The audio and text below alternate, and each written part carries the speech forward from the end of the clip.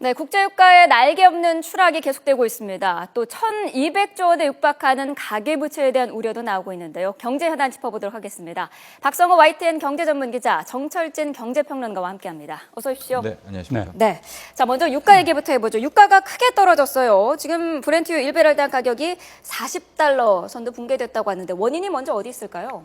이렇게 되죠. 우선 그 실상을 보면 한 6개월 전만 해도 거의 $60 선이었거든요. 네. 그러니까 지금 $40 밑으로 갔으니까 한 6% 정도가 떨어진 거죠. 네. 폭락을 한 거죠. 작년에 중반만 해도 한 $100까지 갔었는데 자, 왜 그랬느냐. 여러 가지 원인이 있겠지만 우선 지난 4일에 오페크가 만나서 석유 수출국 기구가 만났는데 네. 감산하자 실패했습니다. 네. 그게 가장 큰 원인이고요. 그거보다 더 앞선 원인은 미국과 사우디아라비아가 경쟁을 하고 있었습니다. 무슨 얘기냐?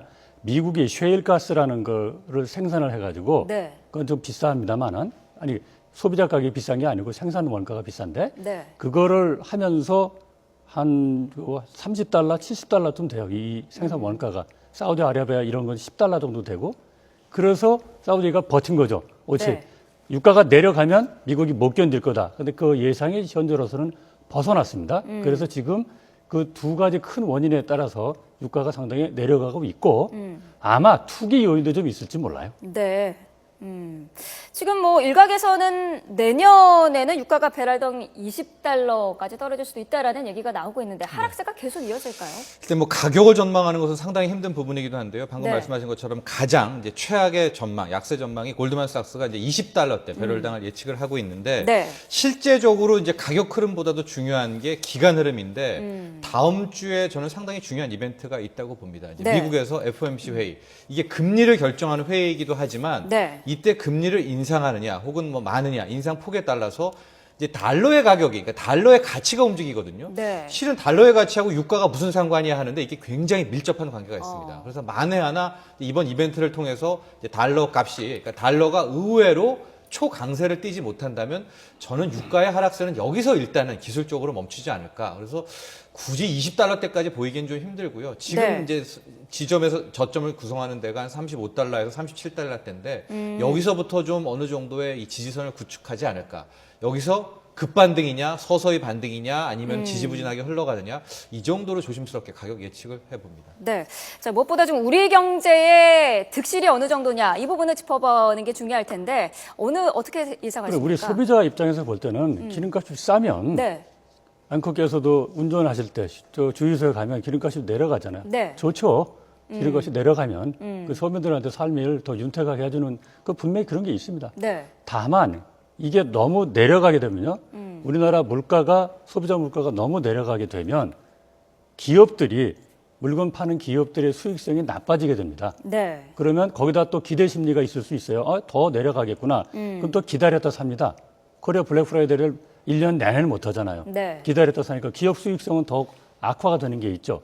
그렇게 되면 기업 수익이 악화되면요. 거기다 돈 빌려준 은행 수익도 악화될 수 있죠. 네. 그런 하나의 그 악순환이 있을 수가 있고요. 또 하나 기업 수익이 나빠지면 근로자들 임금도 낮아져요. 소득이 낮아져요. 소득이 낮아지면 또 역시 소비가 부진해지고 그래서 유가 하락은 처음에는 좋은 듯 하지만 네. 적정 수준보다 훨씬 내려가게 되면 물가도 내려가고 소득도 내려가고 해서 결국은 디플레이션까지 갈 수 있는 그런 구조가 될 수가 있는 우려가 있습니다. 뭐 전망이 엇갈리긴 합니다만 단기적으로는 독이지만 장기적으로는 득이 될 수 있다는 얘기도 그렇습니다. 있더라고요. 가장 좋은 거는요. 유가가 서서히 천천히 꾸준히 하락하는 게 베스트 시나리오인데 지금 왜 이렇게 안 좋냐? 네. 초단기간에 폭락을 했기 때문에 이제 문제가 커지는데요. 방금 앵커께서 말씀하셨듯이 아마도 이런 $40 선에서 네. 뭐 꾸준히 간다 하고 이게 하나의 추세를 형성했다라고 하면 중장기적으로는 실은 이제 긍정적인 요인이 많습니다. 근데 네. 지금 단기적으로 봤을 때는 상당히 좀 위태위태한 게 벌써 정유업종 같은 곳은 30년 만에 처음으로 적자 뭐 이런 얘기 나오지 않습니까? 네. 게다가 참 우리나라의 주력 수출 업종들이 다 이 원유와 관련돼 있어요. 이번에 이제 정유 얘기했고요. 네. 석유화학 제품, 화학 우리나라 정말 뭐 세계 1, 2위 아닙니까? 단가가 떨어지니까 또 힘들어지고 배, 조선이요. 왜 또 유가냐? 이게 석유 실어가지고 유조선 날리지 않습니까? 그러니까 조선에 이 수준 물량 안 들어와 해운도 안 돼. 그러니까 지금 단기적으로는 카운터 펀치를 맞은 건 맞습니다. 네. 그러나 어쨌든 이번 위기만 좀 극복을 하고 유가가 좀 여기서 어느 정도 좀 사인만 보여준다면 더 이상의 뭐 급락은 없고 이 정도로 안정적으로 간다라고만 한다면 네. 저는 이제 중장기적으로는 조심스럽게 회복을 좀 그 긍정적인 요인을 볼 수 있고요. 더 네. 중요한 건 근데 실은 수요가 붙어야죠. 그러니까 유가가 떨어지는 것만 좋은 게 아니라 네. 아 유가 떨어졌으니까 이제 뭘 좀 더 써야 되겠네. 이제 소비가 탁 매치가 돼야 되는데 네. 지금 요 트리거가 안 나와서 그렇거든요. 그러니까 요 정도에서 수요만 조금만 붙어준다면 한 뭐 내년 상반기 말, 그러니까 하반기 쪽에는 좀 긍정적인 시나리오도 볼 수가 있겠으나 네. 그러나 현재로서는 실은 뭐 유가도 그렇지만 이 소비 문제, 수요 문제가 더 큰 걱정입니다. 안 그럼 사는 우리가 할 수 있는 대응 방안은 있는 건가요? 일단 현재로서는 없습니다. 그러니까 현재로서는 이게 워낙 큰 틀이기 때문에 우리가 네. 유가를 가지고 뭐 할 수는 없겠지만 어쨌든 이제 산업 같은 것들에서 좀 대비책을 세워놓고요. 네. 더 큰 것은 이제 결과적으로 이걸 내수로 좀 돌리기 위해서 내수 진작 요율을 흔들어 가야 될 것 같은데 네. 우리나라는 이 유가 이 구조가 이 세금 베이스 아닙니까? 세금 구조여서 네. 이게 약간 문제예요. 즉 이 정도 유가가 떨어졌으면은 시중 휘발유 값이 뚝뚝뚝 떨어져가지고 그 돈으로 좀 돈을 써야 되는데 네. 이게 지금 연계가 안 되는 점이 약간 좀 지금 아쉬운 저 부분이기도 주유소에 가시면 리터당 네. 1,400원대거든요. 네. 근데 이런 구조가 있죠. 하여튼 우리나라는요, 저 유가에 대해서 딱 종량제입니다. 1리터당 세금이 800원 정도 붙습니다. 네. 그 유가가 떨어져도 붙고요. 유가가 폭등을 해도 역시 800원만 부과합니다. 네. 리터당. 그러니까 사람들 흔히 유가가 내릴 때 왜 안 내려? 네, 그렇게 생각하기 쉬운데 네. 올랐을 때 또 그런 걸 체감을 잘 못하죠. 어쨌든 간에 800원이 적정 수준의 세금이냐 아니냐는 그 논의는 차치하고라도 네. 구조가 그렇게 돼 있기 때문에 소비자들은 지금 유가가 내려가는데도 1,400원대인데도 800원의 세금이면 상당히 많고 그 유가는 저 아까 처음에 말씀드렸듯이 35% 이상이 떨어졌는데 네. 그 기간 동안에 1리터당 떨어지면 8% 정도밖에 안 되거든요. 그러니까 체감이 덜 되는 거죠. 네. 자, 국내 경제 문제 하나 더 짚어보도록 하겠습니다. 이 가계대출 문제인데 10월 가계대출 증가폭이 역대 최고를 기록했다고 해요. 그렇습니다. 이번에 네. 나온 자료는요, 이제 가계 대출 자료입니다. 저번 때 나왔던 자료는 이제 가계 신용이라고 해서 이제 가계 빚 전반적인 중에서 신용은 합쳐서 나온 것이고 이번에는 1금융권, 2금융권, 시중 은행에서의 은행권에서의 가계 대출인데 네. 지금 11조 8천억이 늘었거든요. 상당한 겁니다. 게다가 이게 뭐 정부에서나 당국에서는 다행이라고 하고 더 큰 문제라고 이게 맞서는 부분이 뭐냐면 네. 이 11조 8천억 중에서 주택담보대출, 즉 집과 부동산과 연계된 부분이 7조 5천억인데요. 네. 이걸 뭐 긍정적으로 보는 분들은 어쨌든 담보가 있으니까 뭐 괜찮다라고 보여지지만요. 네. 이게 실은 그런 게 아니라 너무나 부동산과 연계된 대출이 크기 때문에 네. 만에 하나 부동산이 흔들린다? 그럼 이거 정말 가계대출이 우리 한국 경제에 뭐 저유가가 아니라 어마어마한 핵폭탄으로 다가오게 됩니다. 그러니까 너무나 이게 빚이 부동산과 연계돼 있다라는 것이 글쎄요, 이거는 정말 쉽게 생각할 문제는 아닐 것 같습니다. 그래서 사실 정부가 내년부터는 주택담보대출 심사를 강화하겠다 이런 지금 발표도 했었는데 이 시기를 조금 늦춘다고요? 연기한답니다. 네. 그러니까 한 2월, 3월 그 뒤로 미룬다고 하는데 네. 그게 과연 얼마나 또 쉬울지도 좀 의문이 들어요. 왜냐하면 사실 이번에 그러니까 다음 달부터죠, 바로 네. 다음 달부터 실시하라는 게 한마디로 말씀을 드리면 대출 기준을 강화하고 네. 함부로 돈을 안 빌려주고 그다음에 돈을 갚을 때 빨리빨리 좀 갚아라. 그러니까 저거 균등 상환이 있잖아요. 네. 그러니까 그거를 거치도 없애고 균등하게 상환하라 뭐 이런 쪽에 방점을 두는 것인데 왜 그랬겠습니까? 지금 주택 경기, 건설 경기, 특히 주택 경기가 거래가 상당히 있어요. 네. 올해 1월부터 10월까지 보면 100만 건 이상의 거래가 있거든요. 그럼 그게 겨우 올라왔는데 소비도 블랙 프라이데이 해가지고 10월 달에 보면 한 5.8% 상승했어요. 이런 두 개의 축을 당장 다음 달부터 실시하면 그 찬물을 끼얹을 수 있다. 아마 이런 우려감이 작용한 것 같아요. 네. 그래도 좀 미룬다고 하는데 그거는 정책으로 그럴 수 있겠지만 결국은 주택담보대출이나 이걸 포함한 가계 빚의 뇌관은 점점 더 커지는 것이지 결코 작아지는 거 아니기 때문에 시한폭탄을 계속 안고 가는 상황입니다.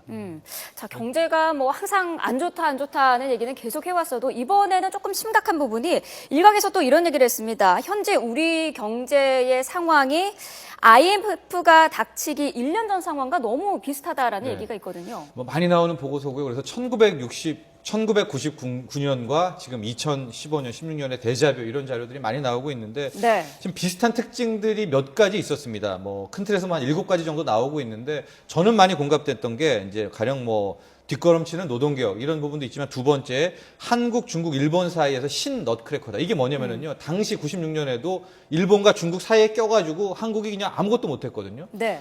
지금 중국이 제조업 치고 올라오는 게 엄청납니다. 우리가 자동차 잘한다, 우리가 조선 잘한다. 글쎄요, 한 3년, 5년 뒤엔 다 뺏기지 않을까. 이런 상황이 있고요. 제가 또 하나 좀 보는 게 상승세가 멈추지 않는 부채 규모. 방금 전에 말씀드렸죠. 이 가계빚, 가계부채.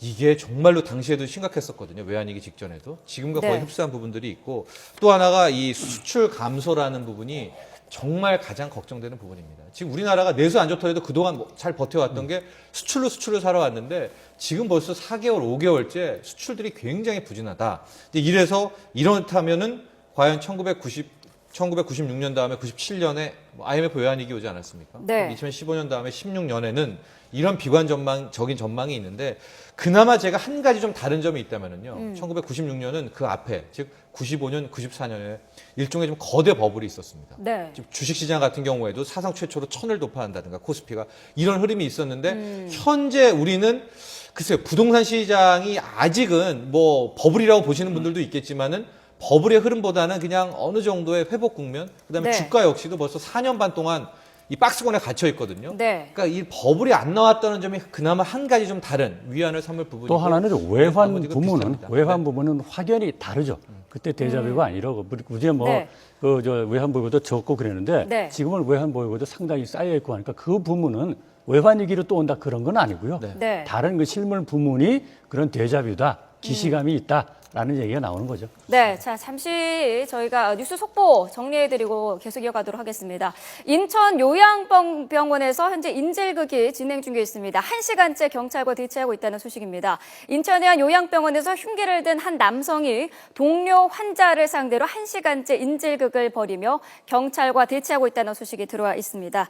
자 그리고 또 한 가지 속보인데요. 야스쿠니 신사 폭발과 관련해서 일본에서 그 용의자로 밝혔던 부분이죠. 27세 한국인에 대해서 체포영장이 발부됐다는 속보 들어와 있습니다. 좀 더 자세한 내용 들어오는 대로 다시 정리해드리도록 하겠습니다. 자 마지막 질문 한 가지 드리겠습니다. 자 국내 경기 이렇게 하다가 회복은 할 수 있을까라는 생각도 드는데 어떻게 보시나요?